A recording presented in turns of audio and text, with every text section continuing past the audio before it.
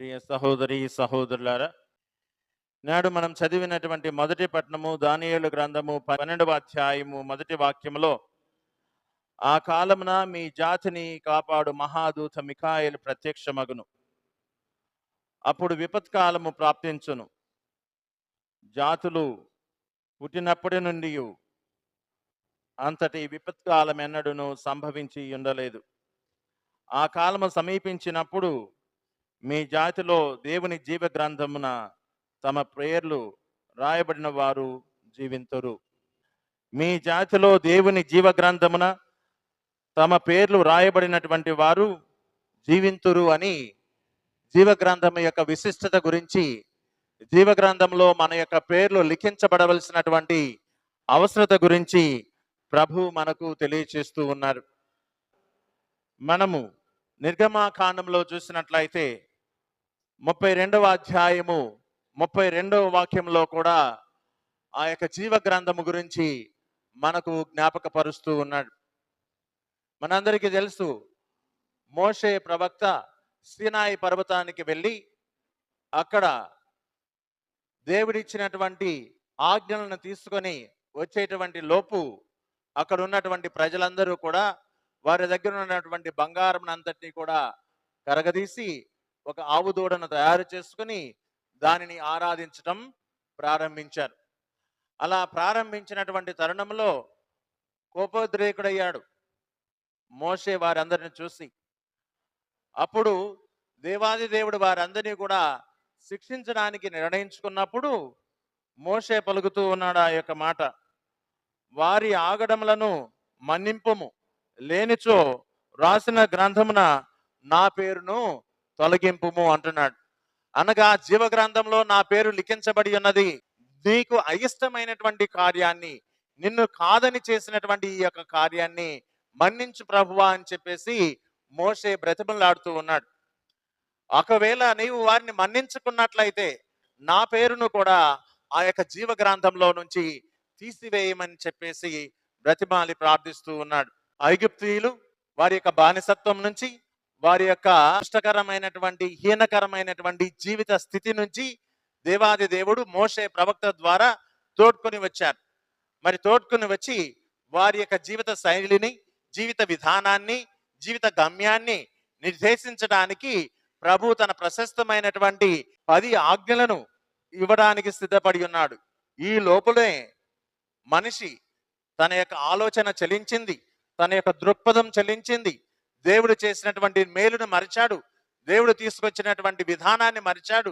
బానిసత్వం నుంచి విముక్తిని పొందాను అన్నటువంటి ఆ యొక్క భావనను, ఆ తృప్తిని కూడా మరిచిపోయి అన్య దైవం వైపు మొగ్గు చూపాడు.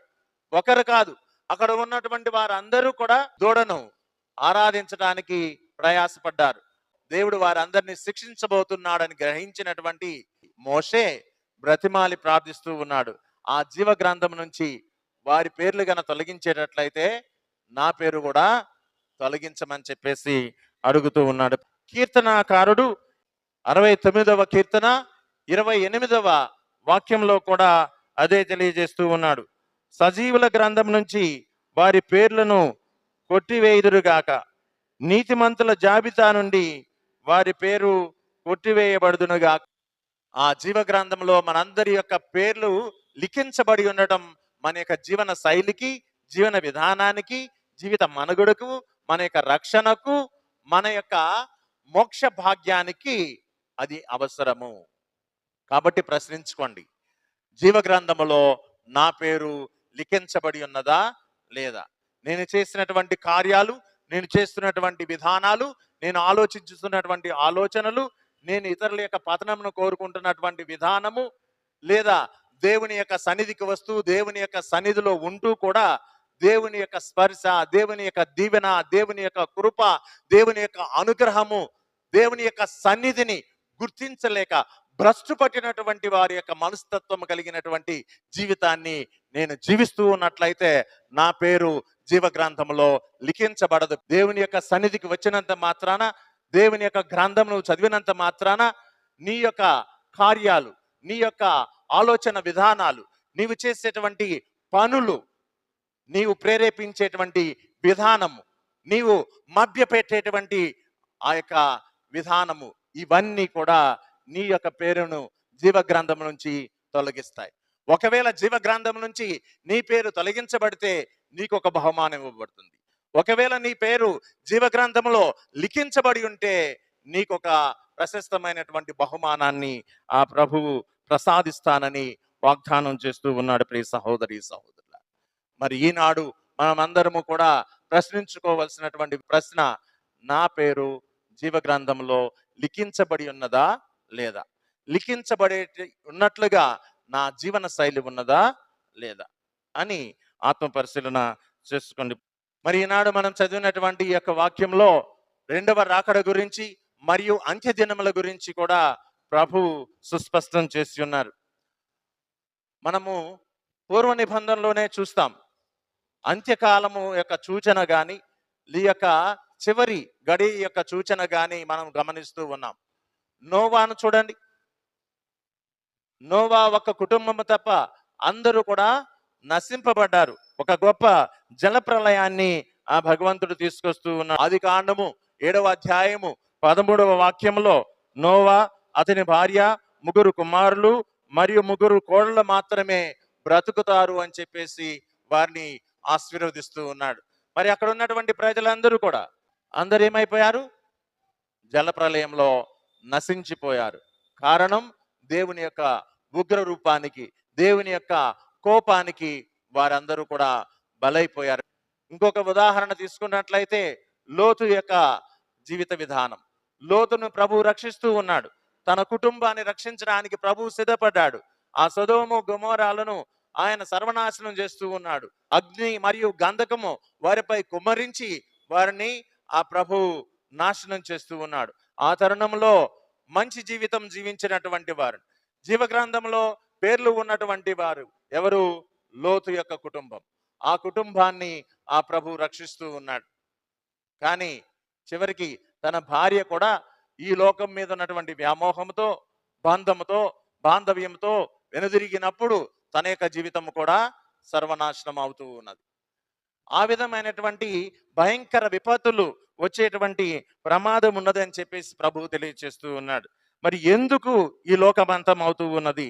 దేవుడు ఎందుకు ఈ జలప్రలయాన్ని, ఈ అగ్నిని, గంధకాన్ని కురిపించాడు అని ప్రశ్నించుకున్నట్లయితే దానికి ప్రభు మనకు చక్కని సమాధానాన్ని ఆది కాండము 6వ అధ్యాయము 5వ వాక్యము మరియు 7వ వాక్యంలో ఇస్తూ ఉన్నాడు. భూమిపై గల మానవులు పరమదుష్టులయ్యరి, వారు ఎల్లప్పుడూ చెడు పనులు చేయవలనని తలంచుచుండెరి. అది చూచిన దేవుడు భూమి మీద మానవుని సృజించినందుకు సంతాపము పొందెను.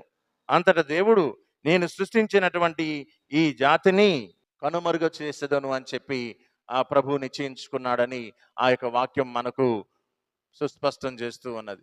మరి ప్రభు చాలా చక్కగా ఎటువంటి పరిస్థితుల్లో జలప్రలయం సృష్టించవలసి వచ్చినదో, ఎటువంటి పరిస్థితుల్లో గంధకము మరియు అగ్ని కురిపించవలసి వచ్చినదో ఆ ప్రభు ఆ యొక్క వాక్యం ద్వారా మనకు తెలియచేస్తూ ఉన్నాడు. మరి ప్రభు యొక్క రాకడ ఎలా ఉంటుంది అన్నటువంటి విషయాన్ని మనము ధ్యానించినట్లయితే 2 పేతురు 3వ అధ్యాయము 10వ వాక్యంలో ప్రభు దినము దొంగ వలె వచ్చును అని చెప్తూ ఉన్నాడు. దొంగ వచ్చేటప్పుడు చెప్పి వస్తాడా? రాడు కదా. అదే విధంగా ప్రభు దినం ఏ విధంగా వస్తుందా? దొంగ వలె వస్తుంది అని చెప్పి తెలియచేస్తూ ఉన్నాడు. అదేవిధంగా తెస్సలోనిలకు రాసినటువంటి మొదటి లేఖలో పునీత పౌలు 5వ అధ్యాయము 2వ వాక్యంలో ప్రభు దినము రాత్రి వేళ దొంగ వలె వచ్చునని చెప్పి ఆయన తెలియచేస్తూ ఉన్నాడు. మరి రెండవ రాకడ లేదా లోకాంత్యం కోసం మనం ఏం చేయాలి? పునీత తర్తులియన్ అనేటువంటి ఒక పునీతుడు ఈ విధంగా తెలియచేస్తూ ఉన్నాడు. రైతు పంట కోసం వేచి ఉన్నట్లుగా, సైనికుడు యుద్ధం కోసం వేచి ఉన్నట్లుగా, క్రైస్తవుడు, క్రీస్తుని విశ్వసించేటువంటి నీవు క్రీస్తు యొక్క రెండవ రాకడ కోసం వేచి ఉండు అని చెప్పేసి చెప్తూ ఉన్నాడు. మరి వేచి ఉండాలి అంటే నువ్వేం చేయాలి? జాగరూకుడవై ఉండాలి, సిద్ధపడి ఉండాలి, మెలకువతో ఉండాలి అని చెప్పేసి దైవ గ్రంథం మనకు ప్రబోధిస్తుంది. మార్కు శుభవార్త 13వ అధ్యాయము 35వ వచనంలో మేల్కొని ఉండండి అని చెప్పేసి తెలియజేస్తూ ఉన్నాడు. యజమానుడు సాయం సమయంలో, అర్ధరాత్రియనో, కోడికూయి వేళయనో, ప్రాతకాలమునో ఎప్పుడు వచ్చునో తెలియదు, కనుక మెలకువతో ఉండు. నీ ప్రభు ఎప్పుడొస్తాడో నీకు తెలియదు. ప్రజలు అనేకమైనటువంటి కథలు అల్లుతూ ఉంటారు. ఈ మధ్య యూట్యూబ్లో ఒకటి వచ్చాయి కదా, ఎవడికి ఇష్టం వచ్చినటువంటి కథ వాడు అల్లేసి ప్రపంచము నాశనం అయిపోబోతున్నది, ప్రపంచము అంతరించబోతూ ఉన్నది, జలప్రళయము రాబోతూ ఉన్నది, ప్రపంచం అంతమొందబోతూ ఉన్నదని ఒక్కొక్కడు ఒక సినిమా తీస్తాడు, ఒక్కొక్కడు ఒక కథ అల్లుతాడు, ఒక్కొక్కడు ఒక యూట్యూబ్ తయారు చేస్తాడు. అవన్నీ చేసి సామాన్యమైనటువంటి మనిషిని మభ్యపెడుతూ ఉన్నాడు.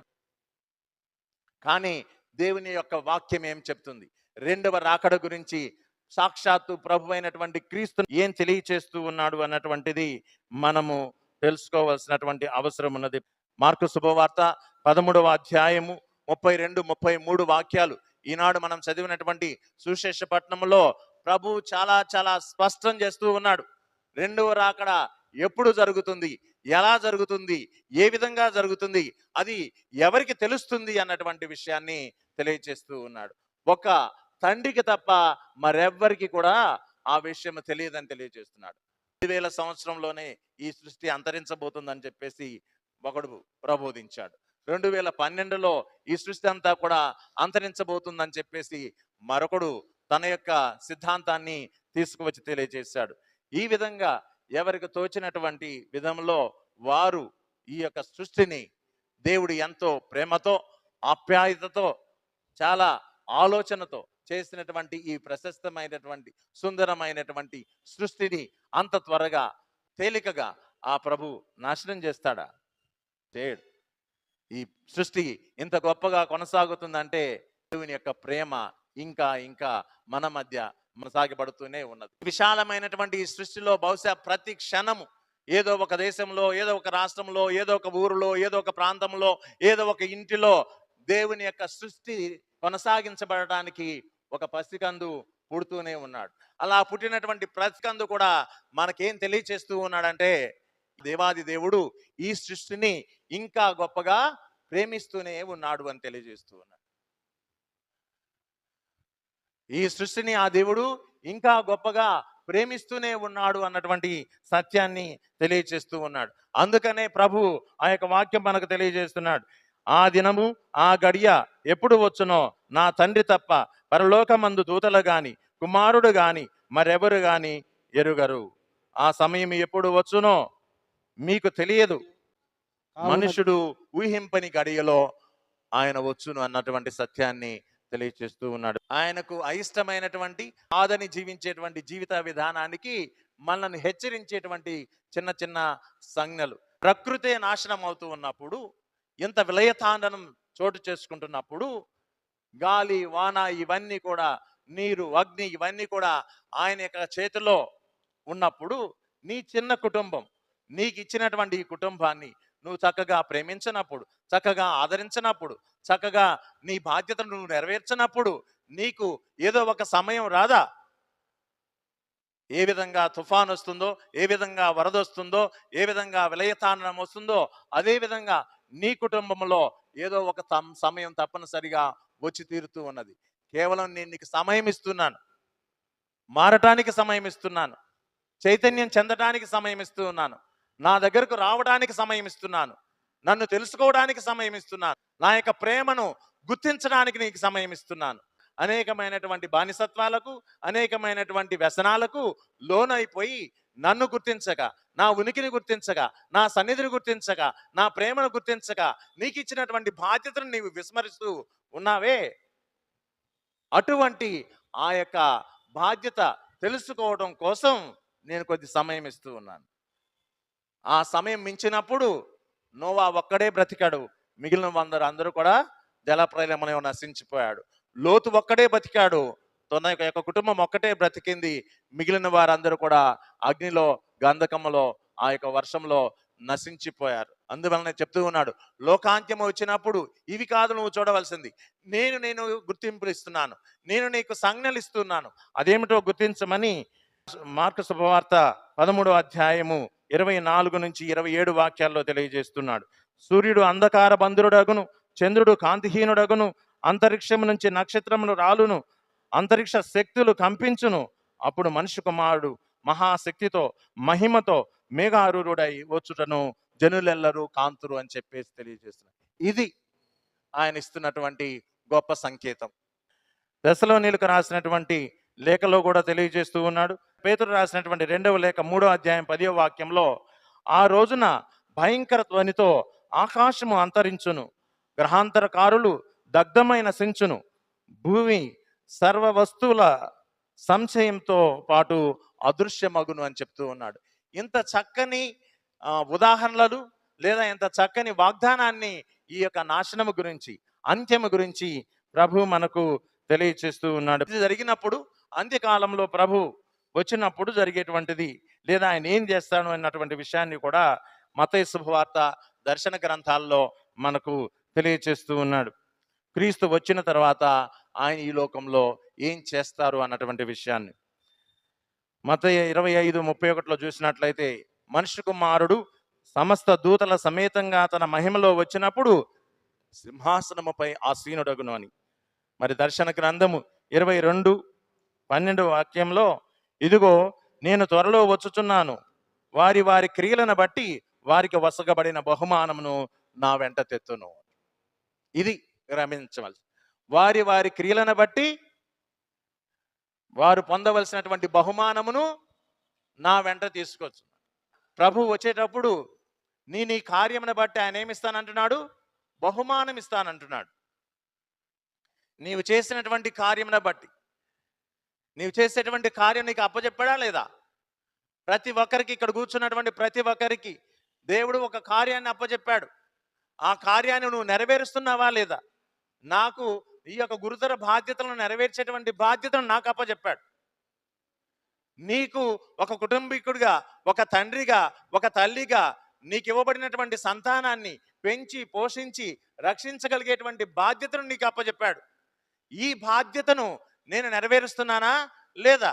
ఒకవేళ నేను నెరవేర్చకపోతే నాకు తగినటువంటి బహుమానాన్ని ఆ ప్రభు ఏం చేస్తాడు?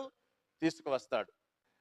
మలాకీ గ్రంథంలో 4వ అధ్యాయము 1-3 వాక్యాల్లో ఆయన తీసుకొచ్చేటువంటి బహుమానము 2 మాటల్లో చెప్తున్నాడు. 2 మాటలు. ఒకటి పరలోకం, రెండవది నరకం. ఆయన తీసుకొచ్చేటువంటి బహుమానం ఏంటో తెలుసా? ఒకటి పరలోకం, రెండవది నరకం. నీ పేరు జీవగ్రంథంలో లిఖించబడి ఉన్నట్లయితే నీకు ఇచ్చేటువంటి బహుమానం ఏమిటి? పరలోకం. నీ పేరు ఒకవేళ జీవగ్రంథంలో నుంచి తొలగించబడినట్లయితేనో, జీవగ్రంథంలో లిఖించబడకుండా ఉన్నట్లయితేనో నీకు వచ్చేటువంటి బహుమానం నరకం అని చెప్పి ఆ ప్రభు సుస్పష్టం చేస్తూ ఉన్నాడు. ఇంకేం తెలియాలి మనకి? ఆయన ఎటువంటి బహుమానం ఇవ్వబోతున్నాడో తెలుసు.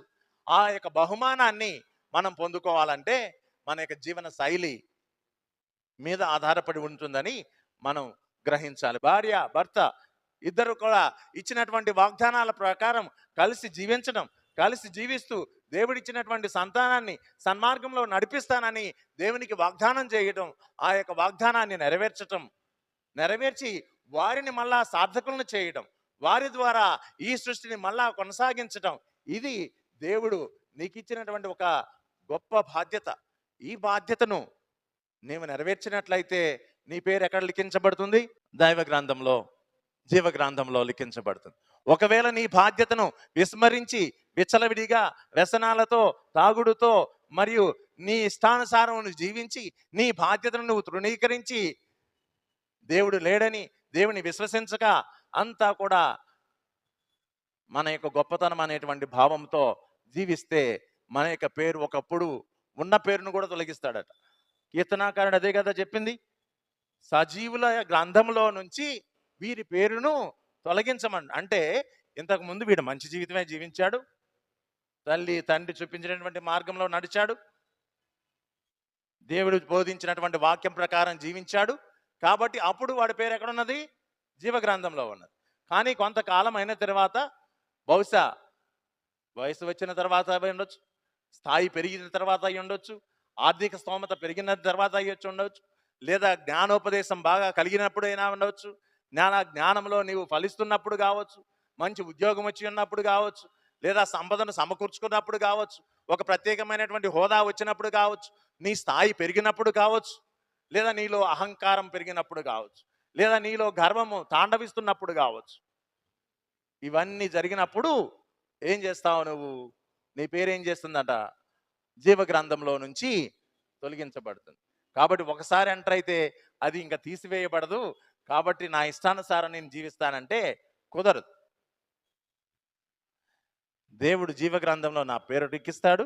నేను జీవించినటువంటి విధానాన్ని బట్టి దాన్ని ఆయన తీసివేసేటువంటి రైట్స్ కూడా ఆయనకు ఉన్నాయి. కాబట్టి జీవ గ్రంథంలో నా పేరు లిఖించబడి ఉన్నదా లేదా అని ప్రశ్నించుకుంటూ దానికి అనుగుణంగా జీవించడానికి ప్రయాసపడాలి. అంతిమ తీర్పు నాడు ఇవ్వాల్సినటువంటి బహుమానం పరలోకమా లేదా నరకమా అన్నటువంటి విషయాన్ని నువ్వు గ్రహించేటువంటి సమయంలో ప్రభు మనకు చక్కని వాక్యం తెలియజేస్తున్నాడు.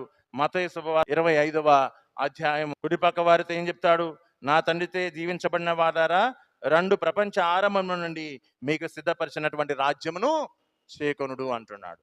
అదే ప్రభు మళ్ళీ ఏమంటున్నాడు? ఎడమ పక్క ఉన్నటువంటి వారితో, శాపగ్రస్తులారా, నా నుండి తొలగి పిశాచమునకు దాని దూతలు ఏర్పాటు చేయబడినటువంటి నిత్య నరకాగ్నిలోనికి పొండు అని చెప్తూ ఉన్నాడు. నరకంలోకి పోవాలనుకుంటున్నావా? మోక్ష భాగ్యాన్ని పొందుకోవాలనుకుంటున్నావా? జీవగ్రంథంలో నీ పేరు లిఖించబడాలని ప్రాధేయపడి కోరుకుంటున్నావా? లేకపోతే జీవగ్రంథంలో ఉన్నటువంటి పేరును, లేనటువంటి పేరును జీవగ్రంథంలో లిఖించకుండా ఆయన ఇచ్చేటువంటి నరక ప్రాప్తికి పాలు కావాలనుకుంటున్నావా? ఆలోచించు ప్రియ సహోదరి సహోదరులారా.